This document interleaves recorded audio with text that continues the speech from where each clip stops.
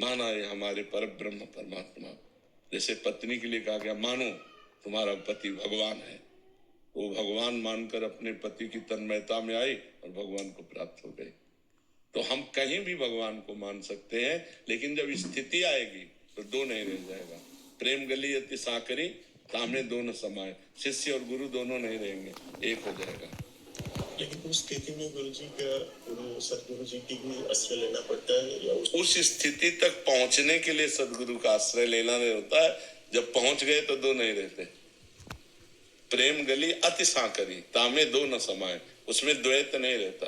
तो फिर रामकृष्ण परमहंस जी ने क्यों सदगुरु जी के फिर आश्रय लिए थे, ताकि वो उस परमहंस। तो जब तक देह रहेगा तब तक गुरु सामने आएगा तो उसका आश्रय क्या साष्टांग दंडवत नहीं करेगा। हमें शरीर का भान है, अंतर की बात है ये। अंतर में द्वैत नहीं रह जाता। बाहर में तो गुरु शिष्य का बर्ताव होगा, पति पत्नी का बर्ताव होगा, पुत्र और बाप का बर्ताव होगा। बर्ताव तो व्यवहार का वैसे ही होगा। क्या ब्रह्म बोध संपन्न महापुरुषों के द्वारा वर्ताव में कमी होती है क्या? नहीं, दर्शन एक हो जाता है। पंडिता समदर्शिना, न समवर्तिना नहीं, समदर्शिना। वो दर्शन में एक हो गया गुरु शिष्य। लेकिन व्यवहार में जब गुरुदेव आएंगे तो थोड़ी को तो बैठा है कि अब तो हम ब्रह्म हो गए, अब क्या है? नहीं, उतर कर साष्टांग दंडवत और उनके दासत्व की भावना। द्वैत इतना भी नहीं है, इतना भी अंतर नहीं रह गया, लेकिन व्यवहार में वो ऐसे ही होगा। जैसे स्वयं पर ब्रह्म परमात्मा भगवान जब व्यवहार में अवतार लेते हैं राम जी, तो गुरु जी के आगे, वशिष्ठ जी के आगे कैसे बैठते हैं, विश्वामित्र जी के आगे कैसे बैठते हैं? हाथ जोड़कर बैठते हैं, उनकी आज्ञा का पालन करते हैं।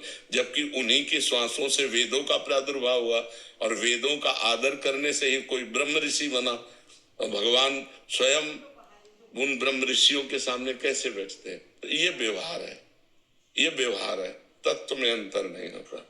वो स्थिति जब आती है तो उसमें द्वैत नहीं रह जाता, दो नहीं रह जाते।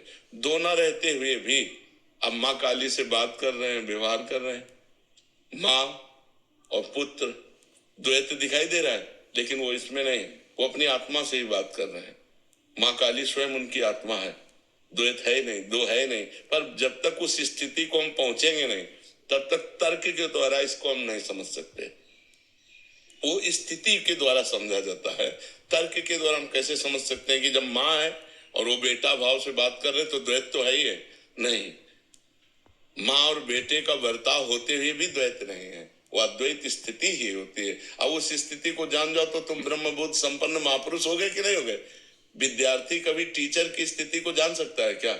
वो टीचर की योग्यता प्राप्त करे तब जान पाएगा कि हमारा टीचर कितना ग्रेजुएट है। विद्यार्थी तो अपने विषय को देखे कि हम कहाँ पढ़ रहे हैं, हमको कहाँ पहुंचना है, वो रास्ता तय करे तो ज्यादा अच्छा रहेगा। जी। डॉक्टर सौरभ भारद्वाज, गुरुग्राम से। राधे राधे महाराज जी। राधे राधे महाराज जी, कर्म एवं नाम जप में प्रधान क्या है? जब हम नाम जप करते हैं तो मन बोलता है कि